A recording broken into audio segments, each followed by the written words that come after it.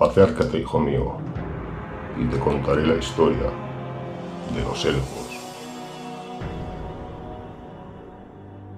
Altos, esbeltos, hermosos, de esperanza de vida milenaria e inherentemente mágicos, los elfos son la segunda creación de los ancestrales.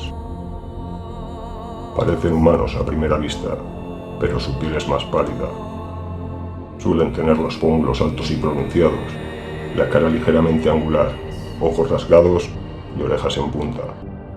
Según el clima en que se encuentran, su color de pelo varía, siendo normalmente rubio el de los Asur o altos elfos que viven en Ulthuan, oscuro el de los Durki o elfos oscuros en climas mucho más fríos, y castaño en el caso de los Ashrai, elfos del bosque o silvanos, pero salvo este rasgo, nada diferencia a las tres facciones.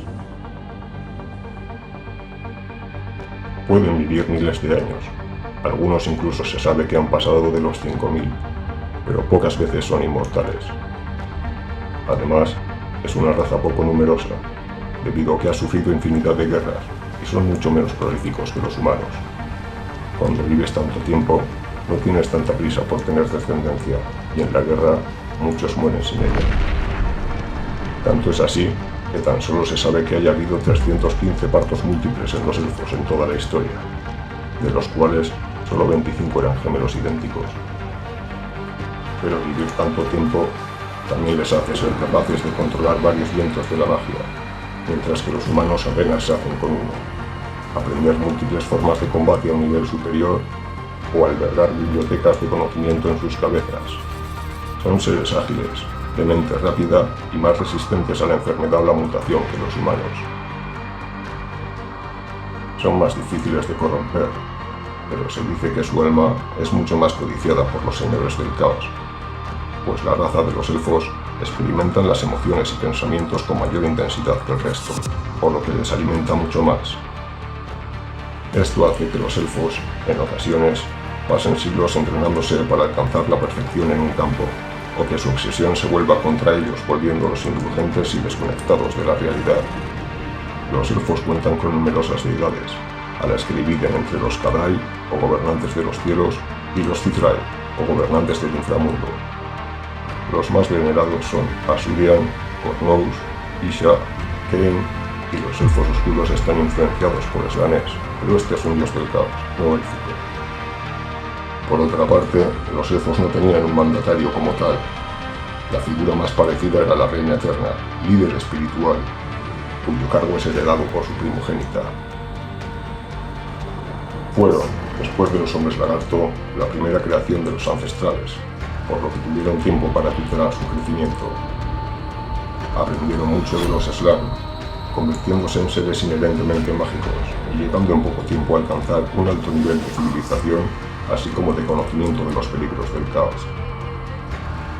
Los ancestrales les regalaron Ulthuan, una isla continente al este del viejo mundo, que no reposa sobre el lecho marino, sino que flota sobre las aguas a causa de encantamientos mágicos. Allí se desarrollaron durante milenios en paz, en lo que ellos llaman la Edad Dorada. Y como sabes, el caos entró en nuestro mundo. Hordas de demonios invadieron Ulthuan y los elfos lucharon valientemente, pero era una guerra de desgaste que a la larga no podían ganar, pues aunque por cada elfo cayeran 50 demonios, estos son prácticamente infinitos, al contrario de los elfos. Entonces surgieron varios héroes, como Caledor Domadragones, seguramente el elfo con mayor poder mágico de la historia, o Aenarion, un elfo de tremendas dones para el combate y férrea determinación. Fue este último quien, viendo el futuro perdido, se dirigió al templo de Asurian, máxima deidad élfica, donde se encuentra el fuego de Asurian, una llama eterna que sale de una oquedad de la roca desde el centro de nuestro mundo, sobre la que alrededor se construyó un templo. Allí, desesperado, suplicó a su dios y le pidió fuerza para terminar con los demonios, ofreciéndose a sí mismo como sacrificio. Pasados unos segundos en respuesta, cumplió su promesa y se lanzó al fuego, lo que habría matado a cualquier ser vivo, y de hecho en principio a él también lo mató, hizo que pasados unos segundos Aenarion recobrara la piel que había caído quemada a jirones, el pelo que había desaparecido y la fuerza vital perdida, resurgiendo de las llamas como el primer rey fénix de los elfos, como regalo de Azurian. A partir de este momento, esta figura, el rey fénix, sí actuaría como mandatario de la raza, obligado a ser durante un año consorte de la reina eterna para procurarle descendencia. Después de este año, serán libres de continuar con su unión o, por el contrario, volver a buscar pareja, una vez nacida la descendencia de la reina eterna. Gracias a Caledor y a Aenarion, los demonios fueron contenidos una vez más, pero pasado un tiempo volvieron a ganar terreno, y un gran demonio de Slanesh, un guardián de los secretos, asesinó a Astariel, reina eterna, mujer de Aenarion, y junto a él, madre de Morelion e Igraine, haciendo creer a Aenarion que habían muerto los tres.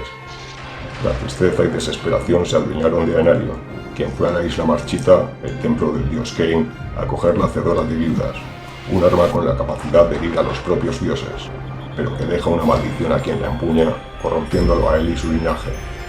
Conoció a la gran hechicera Morathi, a quien rescató de las garras de una hueste de demonios de Slanesh. Se casó con ella y engendró a Malekith, su hijo y, en teoría, heredero. Aun con un carácter más oscuro, con la Hacedora de Viudas no había demonio capaz de parar a Aenarion, pero el número comprometía a los elfos. Entonces, Caledor ideó un plan arriesgado: drenar la magia del caos a través de un portal en Ulthuan, ya que si los demonios se alimentaban de ella, al reducir la cantidad de magia que recorría el mundo, acabaría con la mayoría de ellos, pero corría el peligro de que el portal implosionara y se comiera el mundo en el proceso. Aun con Aenarion en desacuerdo, el plan de Caledor fue llevado a cabo con relativo éxito. Consiguió drenar gran parte de la magia, pero quedaron tanto él como los magos que le ayudaban atrapados dentro del vórtice, tejiendo el hechizo para toda la eternidad. Con la amenaza contenida, en un último esfuerzo, pues estaba herido de muerte, Aenarion devolvió la espada de Cain al templo, y murió junto a Indragunir, su fiel montura a las puertas del mismo. Tras siglos de guerra, por fin los seres de nuestro planeta gozaron de una paz duradera, y los elfos, por primera vez, se vieron obligados a elegir un nuevo rey fénix.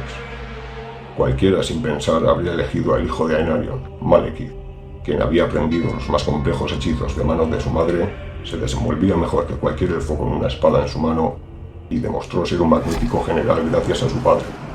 Sin embargo, la nobleza de Ulthuan no estaba de acuerdo con esa decisión, ya que no se fiaban de Malekith por la maldición de Cain que afectó a su padre, y además lo consideraban excesivamente belicoso y ya no necesitaban un gobernante bélico.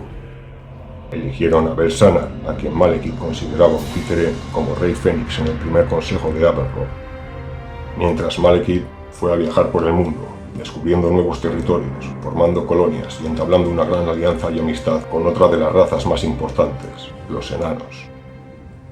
Tras más de 1500 años, y mal influenciado por su madre, tramó un pésimo plan para quitarse de en medio a Belsanar, rey fénix, y ocupar su lugar por derecho en el trono, para lo que, como su padre, se arrojaría a las llamas de Azurian, pero no esperaba el intenso dolor que eso le produciría, y salió de las llamas antes de tiempo, por lo que salió completamente calcinado, casi muerto. Sus acólitos consiguieron llevárselo con un hálito de vida, y tuvo un largo periodo de recuperación en el que se pensaba que había muerto.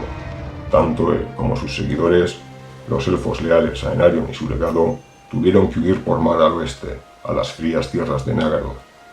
Por supuesto, tan pronto como pudo erguirse, no perdió un segundo en atacar las costas de Ulthuan, lo que obligó al rey Fénix a llamar a todos los elfos de las colonias para defenderse. Pero había elfos que llevaban tanto tiempo fuera de Ulthuan que no sentían ningún tipo de arraigo, ni quisieron tomar partido en la disputa que allí ocurría. Además, habían entablado una extraña simbiosis con el bosque de Lórien y el roble eterno. Y de esta manera, la raza de los elfos se dividió en tres facciones: Druki, Azur, Azorai.